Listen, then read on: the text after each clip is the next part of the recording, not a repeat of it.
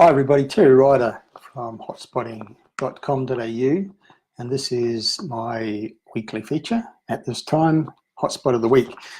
Today I want to have a look at markets around Australia and answer the question, where's the strongest market in Australia right now, or the strongest area of property markets around Australia at the moment.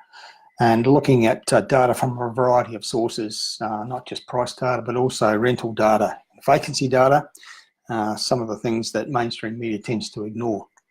But first, a couple of questions. Why is it that mainstream media usually reports only figures on prices from CoreLogic, ignoring the Australian Bureau of Statistics, by and large, realestate.com.au, Domain, SQM Research, and the Real Estate Institutes, all major sources of data?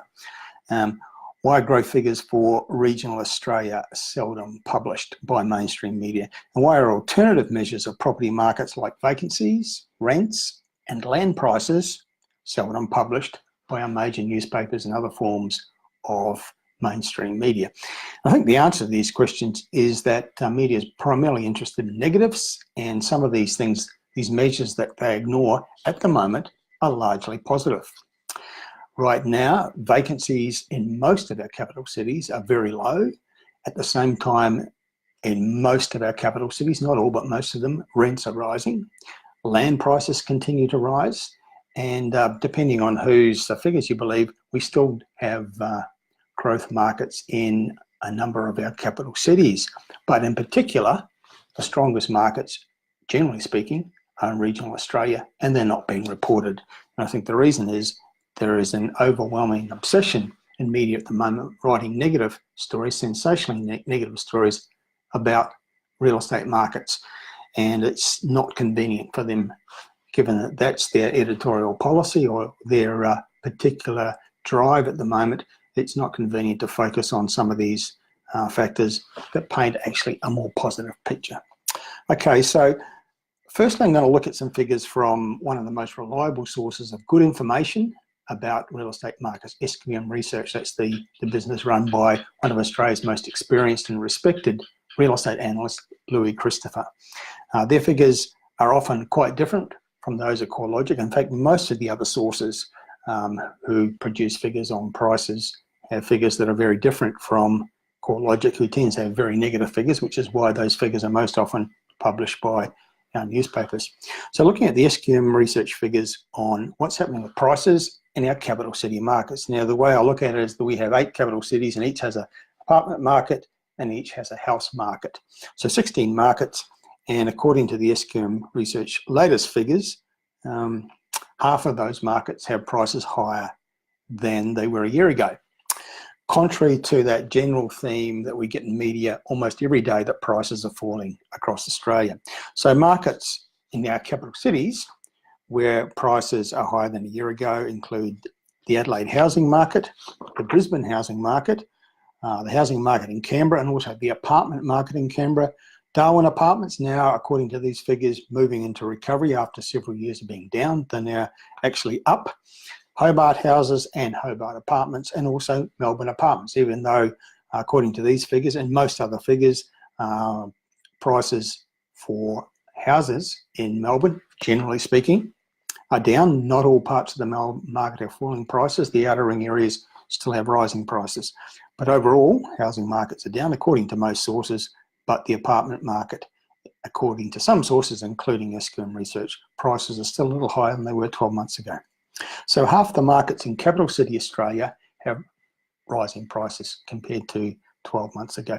Now, when we look at rental markets, it's an even more optimistic outlook if you're an owner of real estate. Of the 16 capital city markets, that's 8 cities, each with an apartment market and a house market. 12 of those 16 markets have rents higher than a year ago. The only cities that have rents in decline in annual terms are Sydney and Darwin, and they happen to be the cities with the highest vacancy rates. Apart from Sydney and Melbourne, vacancy rates in capital city Australia right now are very low. 4 of the capital cities, Melbourne, Canberra, Hobart and Adelaide, have vacancies below 1.8%, and the capital city average, according to SQM Research, is just a little bit above 2%. So vacancy is low, and as a consequence of that, we have rents rising quite solidly in all our capital cities except Sydney and Darwin.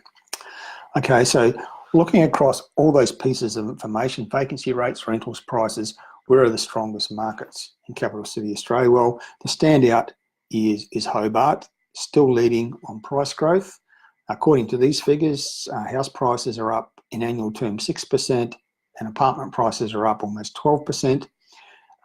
Rentals for houses up 4% and units are up about 1% in Hobart. It's got the lowest vacancy rate in capital city Australia, less than 0.5%, according to the latest figure from this source. Now, Canberra also has a very strong market. Personally, I think that Canberra, amongst the capital cities, has the strongest real estate economy in the country for all sorts of reasons, including low unemployment, high average incomes, high population growth, and a whole heap of other factors.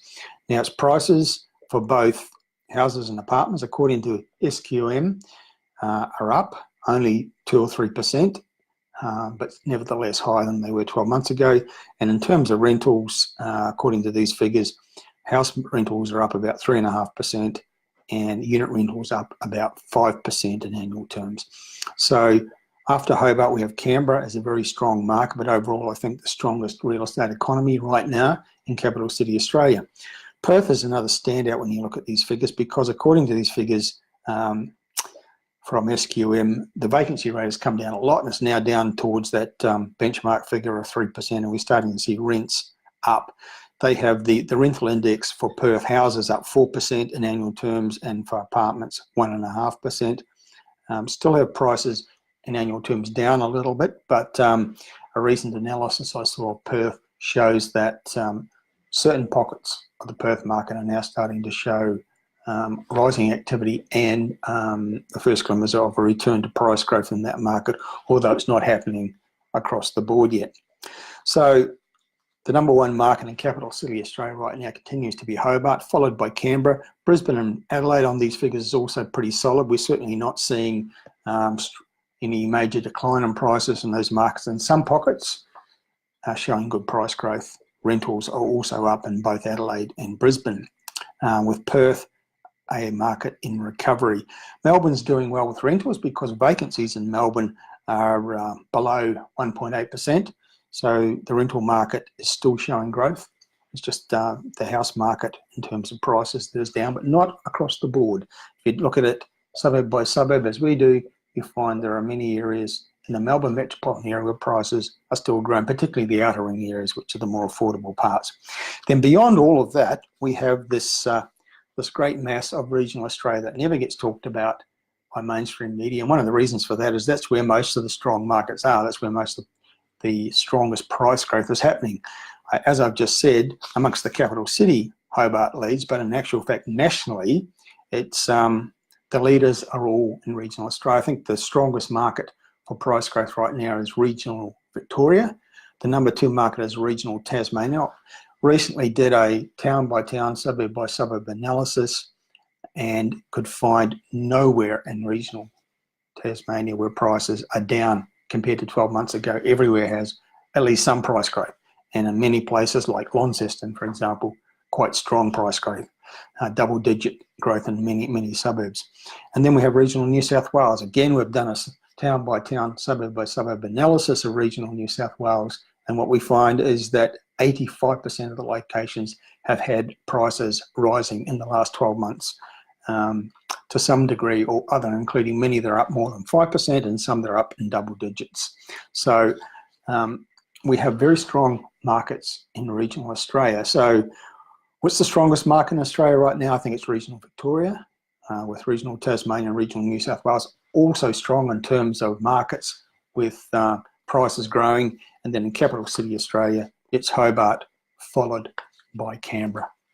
So plenty of growth to be found if you know where to look for it, and if you can stop reading newspapers and actually do some real research and reveal these positive real estate stories that are happening around Australia, particularly in those eastern states, but with recovery happening over in Perth and a pretty solid underrated situation in Adelaide. That's it for now. That's Hotspot of the Week for this week. Let's do it again same time next week. Terry Ryder signing off. Talk to you again soon.